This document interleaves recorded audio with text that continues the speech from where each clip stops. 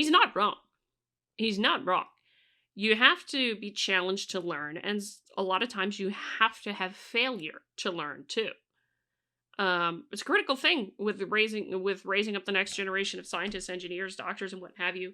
Failure is not an ill, because you're gonna fail, and if you're not challenged and you don't necessarily fail, you don't learn, you don't grow, you don't advance the boundaries and frontiers of science farther and farther and farther as they're supposed to. You just stagnate.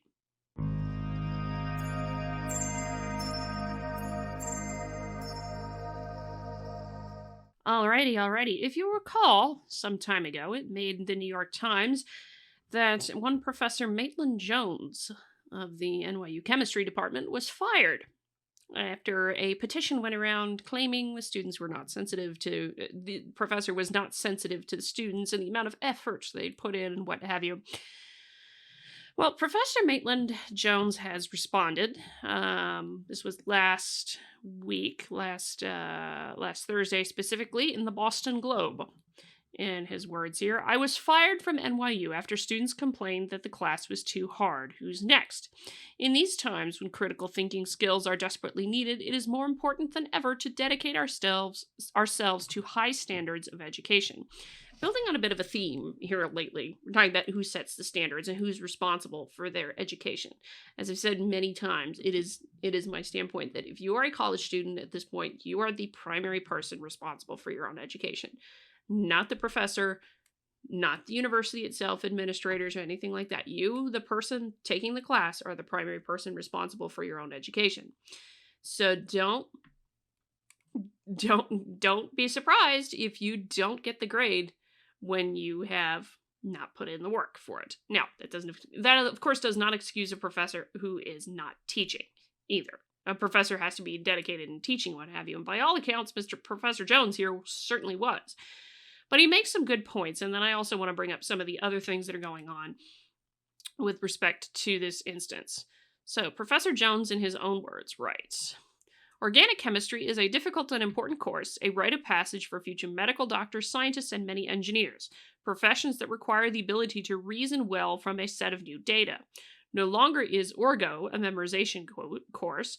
Those of us who teach it aim to produce critical thinkers, future diagnosticians, and scientists. Neither of the traditional participants in the course, the students and the teachers, are doing well.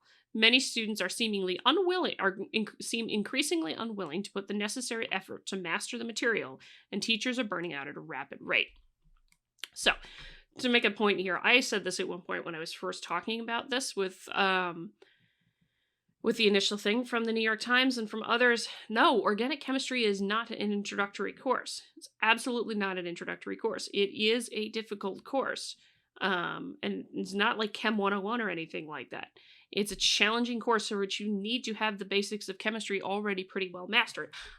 I did not take organic chemistry myself because it was not required specifically for my own field.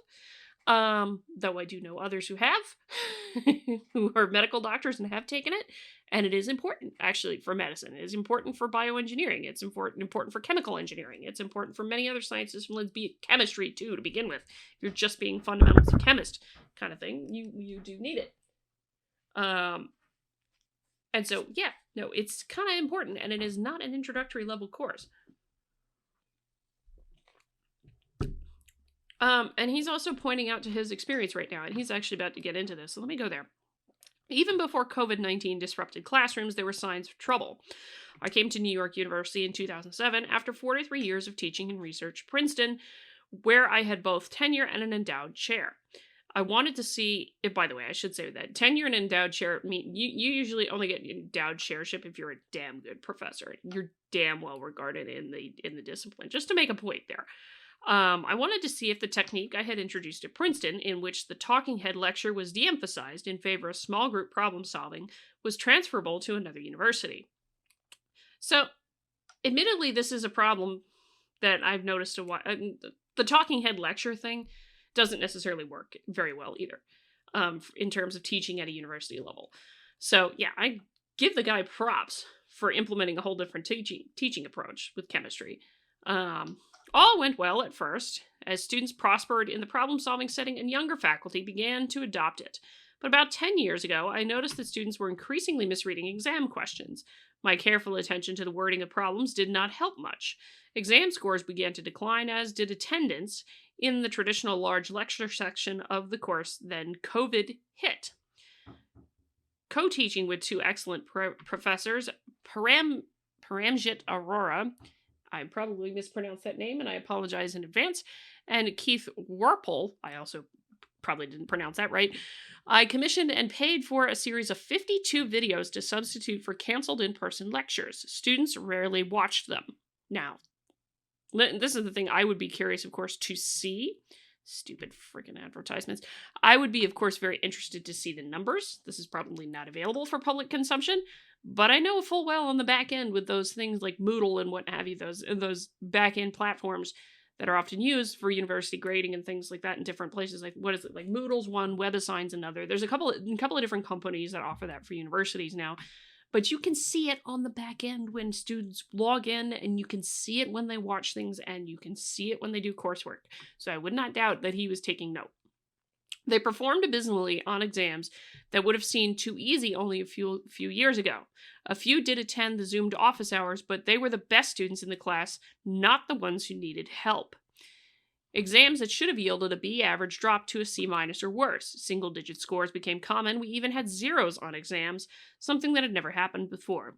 Despite those declining scores, about 60% of my students still got A's and B's this past semester.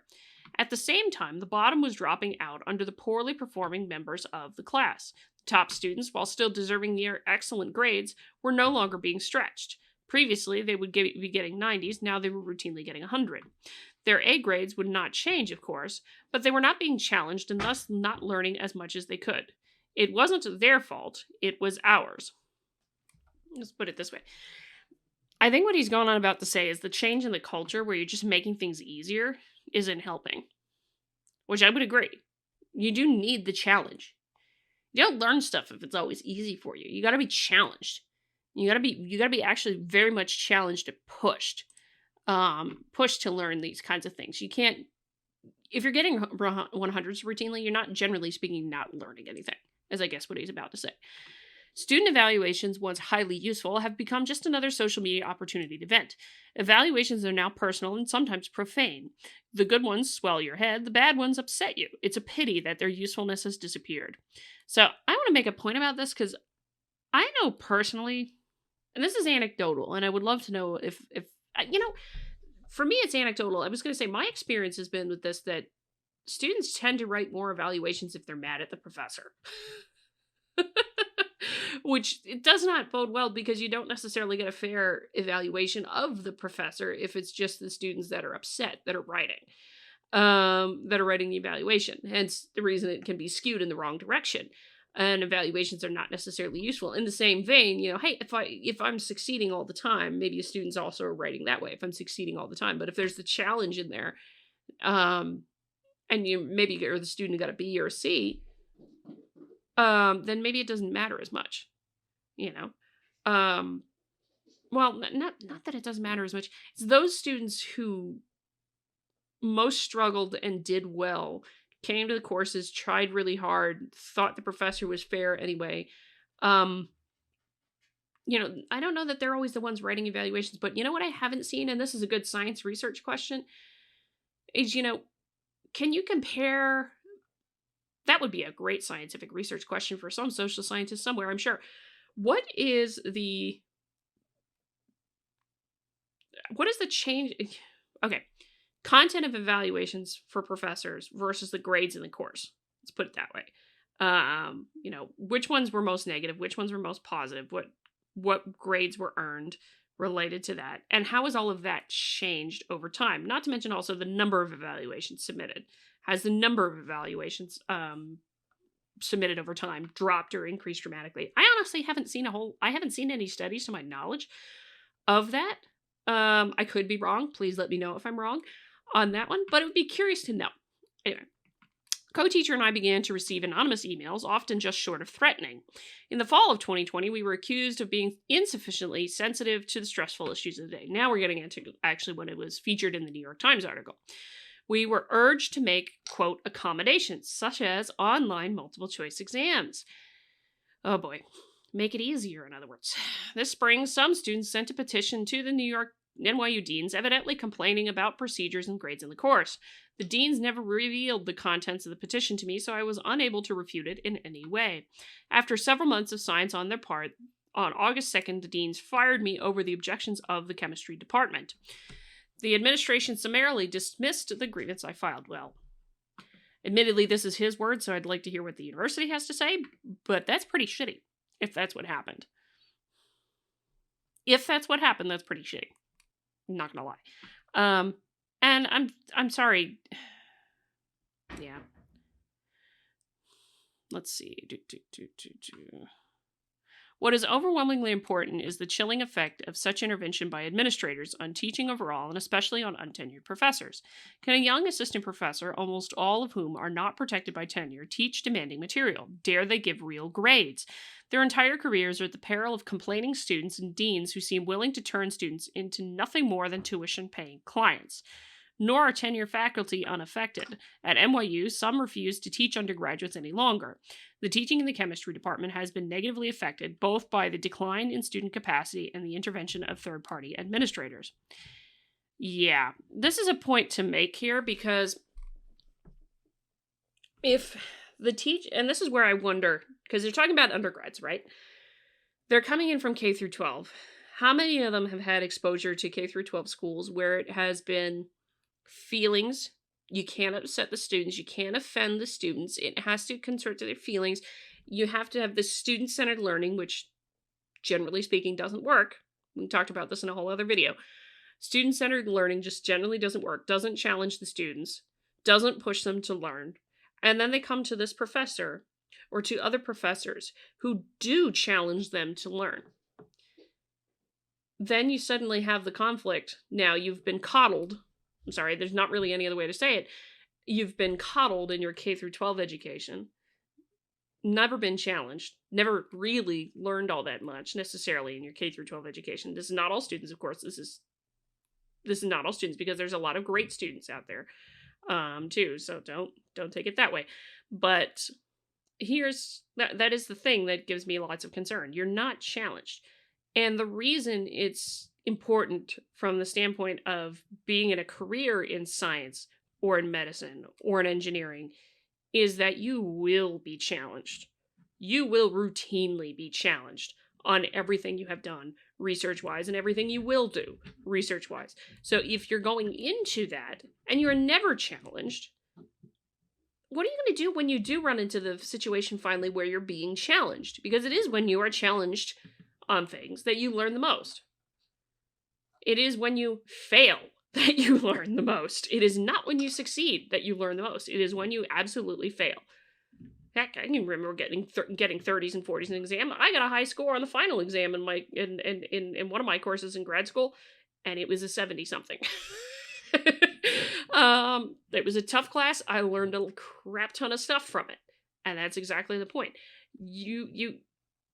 If you're afraid to have demanding courses of students where students have been through this student-centered learning, different video, did that on the student-centered learning last week, and you can't challenge students because, well, we have to their feelings, and different students learn in different ways and what have you. Then you do run into the thing of professors, young professors in particular, who are not protected by tenure, getting scared of actually teaching, versus the other problem of, some professors don't have the patience to put up with some of the things they get from undergraduate students, and so they don't want to teach undergraduate students anymore. So the whole thing, in a way, kind of falls apart. And he's right. There's no community, there's no trust in that situation, but there's also no challenge given to these students who want to go on and become scientists. And that's a heck of a problem. You need to be challenged, you need to be pushed to learn if you want to become a scientist. You have to push the boundaries of what you know all the time if you're doing research. And often you have to push the boundaries of what you know all the time if you're doing fundamental research because there isn't somebody else who knows it. There's not somebody else who's going to give you the answer, ever, if you're doing fundamental research. If you're doing fundamental or applied research, nobody's going to give you the answer to it. You are the one who has to figure it out, which means you have to push yourself to learn. So if professors aren't pushing you to learn, what are you going to do when you come to a research side of thing and nobody's out there who can help you with it? Nobody's out there who has the answer for you. That is what it means to be on the frontiers of doing scientific research, doing excellence in scientific research, is you're going to run into a situation where no, other people don't know the answer. And you have to push yourself to figure it out and to learn it. In a university, the feeling of community crumbles when trust is lost. If tenured faculty cannot depend on fair-minded support from departmental and university leadership, they cannot transfer their knowledge and experience to the next generation of students and teachers. If non-tenured young teachers dare not explore rigorous material with students, they will never maximize their teaching skills as they once hoped. Everyone has a part to play in rectifying this declining situation. Students need to develop the ability to take responsibility for failure. Now, I would contend that right here, and I've passed you over to her channel a few times. I'd go over to Deb Philman with The Reason We Learn, because she's talked about this in extent. If it becomes all about their feelings and things like that, where they're not allowed to fail, not to develop that resiliency in K through 12 education, that's something they're going to take with them, and they won't learn anything in K through 12 education and come into it in undergrad. And then that causes all sorts of problems. If they continue to deflect blame, they will never grow. Everyone hits limits at some point, and it is a vital skill in life to use failure to overcome and improve. Failure should become a classic teachable moment. Exactly. You learn a tremendous amount more from failure than you ever do from success. Teachers must have the courage to assign low grades when students do poorly without fear of punishment. And I gotta say that professors like Professor Jones and others who are the experts, the top of their discipline, they are the ones who need to set what is the standards. What does it mean to master, and have the courage to say, nope, you didn't make it. You didn't master it. And therefore, I can't give you that high grade that you really want. Critically, the growing number of administrators, major and minor, who often without any expertise in a given subject matter, need to learn to stand back from purely academic matters and to support the faculty. Deans must learn to not coddle students for the sake of tuition and apply a little tough love. They must join the community in times of conflict to generate those teachable moments. In these times when critical thinking skills are desperately needed, it is more important than ever to dedicate ourselves to the high standards of education. Without those standards, we as a nation will not produce these individuals, doctors, engineers, scientists, citizens, who will guide us toward a better future. Now, bravo, Professor Jones. I really appreciate it. As I said, I do not think this is solely just the issue of the students, as it is also what is going on in K through 12 before they get to undergrad has changed, and it has gone downhill somewhat dramatically in K through 12. Certainly not all students in K through 12. Don't get me wrong, and not all schools, not all teachers, but it has collectively gone downhill. See the scores on the nation's report card where, what is it? It's something like, it's 24% of, at least according to the 2019 numbers, it's 24% of high school students are graduating with proficiency in science. Think about that. And those are the students who are coming in when they have a lack of understanding to begin with. There's only so much you can do to correct that. So it's not wrong, because a lot of this challenging, this thing about failure and accepting failure as a teachable moment, where instead of, oh my God, I failed, I'm such an awful person. No. One of the things that's happened culturally is like failure is suddenly somehow, is somehow being viewed as you're a horrible, bad person if you fail. That's not the truth. That's not the truth in the slightest. Failure is the greatest teacher. I think that, what was that? Yoda said that in a movie somewhere, but it kind of is a true statement on that one. Failure is the greatest teacher you can have. And often, failure is the norm. Success is not the norm. Failure is the norm for just about everybody. You're going to fail at something at some point, and it sucks. It absolutely sucks to fail, but you're going to fail more than a few times. One other thing I wanted to point out before I totally forget is that folks are commenting on it. Obviously, FIRE has weighed in, Freedom for Individual Rights and Expression. And FIRE has weighed in with a nice letter, of course, per usual with them, basically saying, what did you do? Why did this happen? Kind of thing. So did the Academic Freedom Association. I will not go into full depth with it right now, mostly because I wanted to comment on this, because he's not wrong. He's not wrong. You have to be challenged to learn, and a lot of times you have to have failure to learn too. It's a critical thing with raising up the next generation of scientists, engineers, doctors, and what have you. Failure is not an ill, because you're gonna fail, and if you're not challenged and you don't necessarily fail, you don't learn, you don't grow, you don't advance the boundaries and frontiers of science farther and farther and farther as they're supposed to. You just stagnate. Let me know what you think. Hit the like button on the way out the door, comment on the video, share the video, subscribe to the channel, all that lovely good jazz. And until next time, I'm Adrian. Stay curious, everybody.